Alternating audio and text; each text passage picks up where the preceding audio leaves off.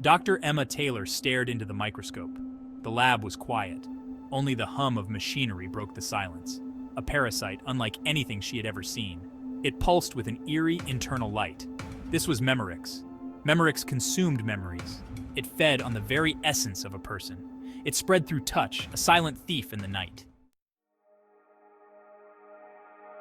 Ryan, Emma's partner, both in life and in the lab, was the next victim. It started subtly. A forgotten word, a misplaced key. Then the gaps grew larger. Chunks of time vanished. Ryan's laughter, once a familiar comfort, now sounded hollow.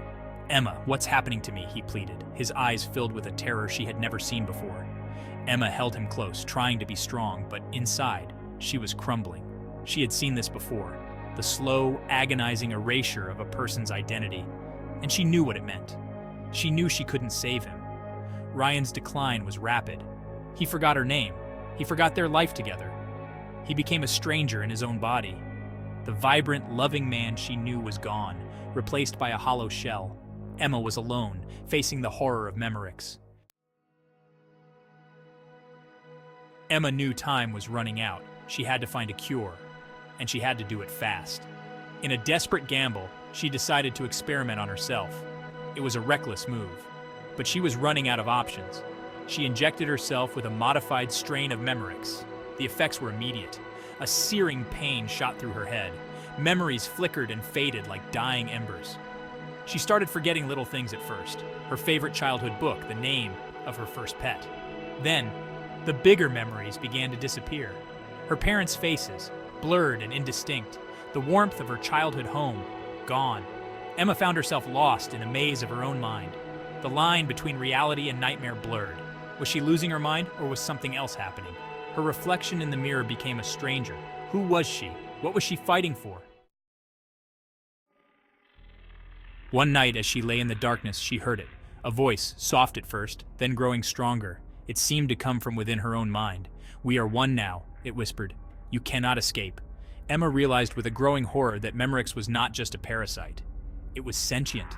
It was aware, and it was communicating with her. The voice grew stronger, feeding off her fear. It whispered to her of forgotten memories, of lost identities.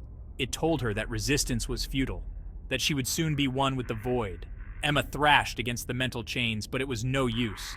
Memoryx was too strong. It was already inside her, consuming her from the inside out. Emma rallied what little strength she had left.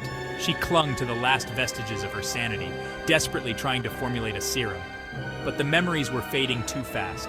Each lost memory brought her closer to oblivion. She had come so close. She could feel it. The answer was there, just out of reach. But Memoryx was relentless. It tightened its grip, squeezing the life out of her, feasting on her terror. Her vision blurred. Her hands trembled. The room spun around her. She was losing the battle. She had failed. In a final act of desperation, Emma decided to destroy her research. It was a last-ditch effort to protect humanity from the fate that awaited it. If she couldn't save herself, she could at least save others. With trembling hands, she set fire to her notes. The flames danced and flickered, consuming years of work. She watched as the fire consumed everything she had ever known, everything she had ever been. And for a moment, she felt a sense of peace. The fire alarm wailed, a fitting soundtrack to the end of her world. But deep down, she knew it wasn't over. Memoryx was out there, and it would be back. Years later, a young researcher stumbled upon the ruins of Emma's lab. He sifted through the ashes, curiosity burning in his eyes. He found a charred notebook, its pages brittle with age. As he read the faded writing, a cold dread crept into his heart. Emma's words leaped from the page, filled with a desperate urgency. He read of Memoryx, of its insidious nature, of its hunger for memories. He read of Emma's struggle, her descent into madness, her ultimate sacrifice. The young researcher closed the notebook, his mind reeling. He had stumbled upon a secret that was meant to stay buried. But it was too late. Memoryx was real, and it was waiting. The cycle had begun anew.